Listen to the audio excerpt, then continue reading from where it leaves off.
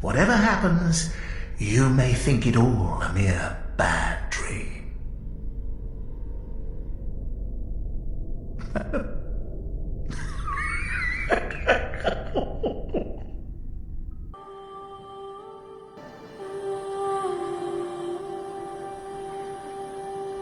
Bloodborne is From Software's pinnacle of art direction, saturated in a rich, oppressive, gothic horror atmosphere that gives way to the eldritch truths hidden by bulwarks of water. Yharnam itself, the city, not the queen, is the true central character of Bloodborne, which begs the question, how do you follow up on this?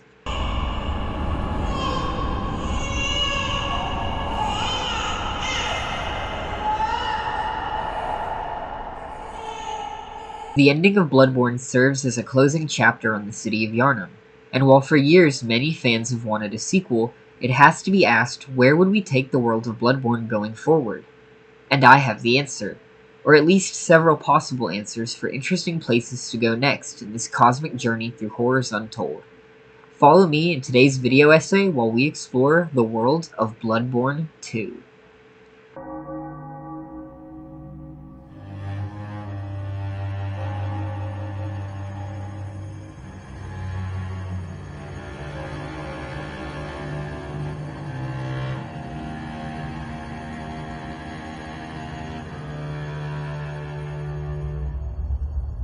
As I see it, the corrupted forces of Bloodborne are roughly divided into three main camps: the blood-drunk beasts of the Scourge, the vile Undead, and the Cosmic Kin. For our potential sequel game, I'd like to delve further into all three, so that we can greater expand on the lore of this strange world. Yharnam stood as the pillar of blood administration for ages, and I believe the influence of Yharnam's blood will have spread far across the land, spreading the chaotic scourge of beasts to distant lands. As we learn from the constable's garb, there are incidents where people foreign to Yharnam are forced to hunt the beasts. Quote, once upon a time, a troop of foreign constables chased a beast all the way to Yharnam. All the way to me here implies a great distance, perhaps somewhere even beyond the Hinterlands. This is one of many examples of the beast scourge beyond Yharnam, as we know Ailing Loran also practiced its own form of blood administration, and as I mentioned before, we hear of the Hunters of Hunters originating in the Hinterlands. And in the foreign land where the royalty of Cainhurst originated as well. All this to say that be it due to Yharnam's influence or foreign powers, this world is not yet free from these eldritch forces. So let's leave the city of Yharnam and explore the distant lands of Bloodborne 2. Within Bloodborne, we hear of three potentially ancient kingdoms that preside over the slumbering Great Ones: Thumeru, Ailing Loran, and Iz. The Thumerians would go on to play a major role in the events of the first game, and Yharnam's overall history, but these other two lands are just as fascinating. Our first area will therefore be distant Ailing Loran, which was once a great power, with evidence of blood administration within its depths. The kingdom seems to have succumbed to the scourge, with the sandy tombs overcome by the storm-bound dark beasts and silver beasts. We see many pyromancer beasts here as well, along with more of the ashen gravekeepers. I think these tombs give us a hint at just how interesting an area in this land could be, now on the surface, amidst desert ruins and pyramids. The idea I suggest is an area inspired by the King in Yellow story, with yellow-garbed cultists of madness and ash resistant to the dark beast scourge, delving into eldritch truths, ancient undead pyromancers performing lost arcane rites, and the dark beast plague ravaging the land. It's clear that the cultists are resistant to the scourge, as they attempt their own rites for ascension. After all, we learn from Henrik's garb that yellow, or at least certain yellow cloths, have bolt-resistant properties. Quote, Henrik's unique yellow garb is resistant to bolt. Perhaps he too was from this desert land at one time. Exploring Ailing Loran would be a great way to expand on the few bits of elemental lore we have so far in the game, and get a greater picture of the bolt and much rarer fire magics that are at play here. Interestingly enough, while standing on the bridges within the ravines in this area, you'll also see that it appears to be daylight outside, or at the very least there's light shining from above. That could mean that Ailing Loran itself has sunken into the dream, or that the Beasthood Scourge here has advanced to the point where it doesn't matter whether the moon is out or not. Either way, it's interesting to think about. The Silver and Dark Beasts also remain as a very unexplored corner of this world's universe.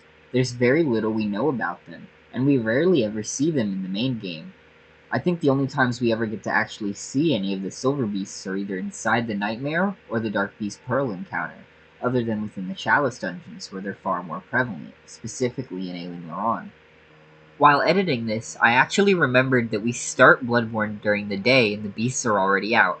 However, this is sunset and it is turning night, so I still think the implications of it being bright day above Ailing Loran are somewhat important. Thought I'd mention this anyway though. Back to the video. The last of our three ancient kingdoms. Quote, the land of Iz lies in contact with the cosmos. The tombs of Iz we encounter within the first game are strange and beautiful. For a sequel, I imagine a city from the land of Iz submerged into the dream, now a floating city amidst the cosmos. The starry luminescent fungal halls are full of celestials and kin. Like a hybrid of Fair Missoula and the Eternal Cities, I think Iz would make a beautiful set piece. Maybe it could even be visible as a star from distant Ailing Loran.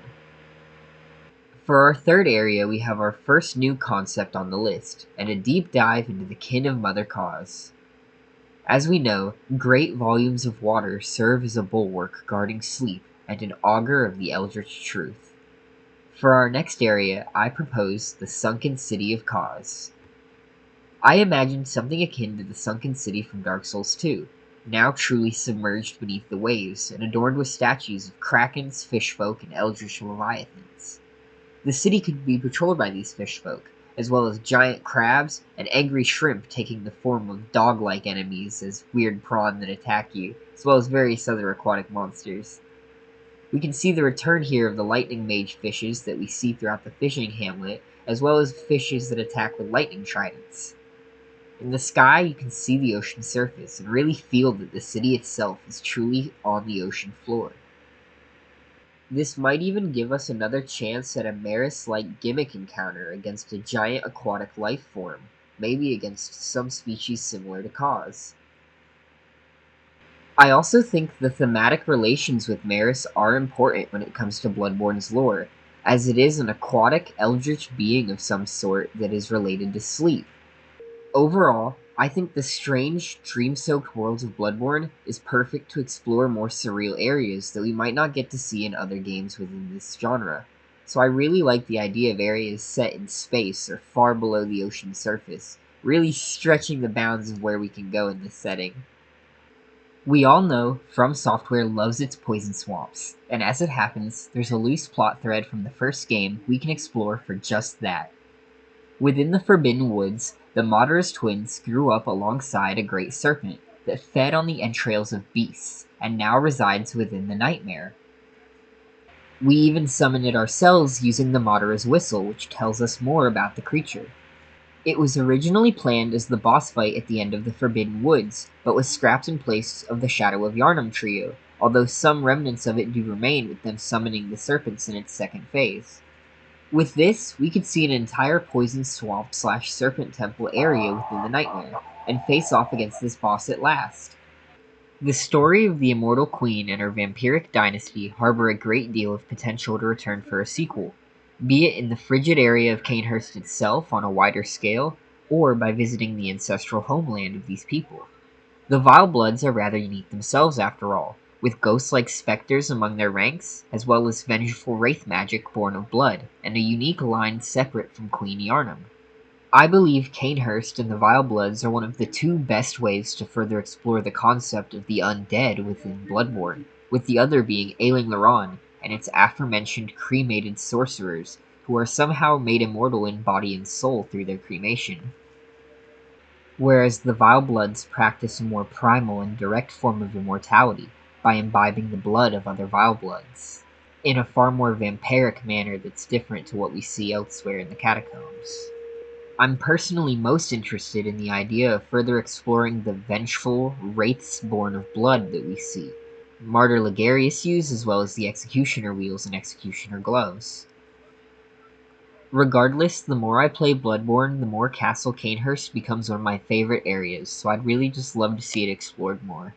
For those who miss the gothic comforts of home, we have a chance to return to that same style with the lands around Yharnam, where the Hunters of Hunters are often said to originate, according to the Crow Hunter's badge. We could explore a town or city here in the Hinterlands that lets us relive a chunk of Yharnam's prime vibe, in a land with a history of sky burial, which I believe has multiple important implications, one of which I'll cover soon in my Death Dream Theory video, as part of a larger idea within Bloodborne's lore. The other of which is the possibility of the mass sky burials feeding and further mutating the crows to greater, more monstrous extents, leading to terrible beasts that roam the skies around the Hinterlands. An interesting thought indeed. For our final area, I want to mention the Eastern Lands. The hunter Yamamura is said to come from an eastern land.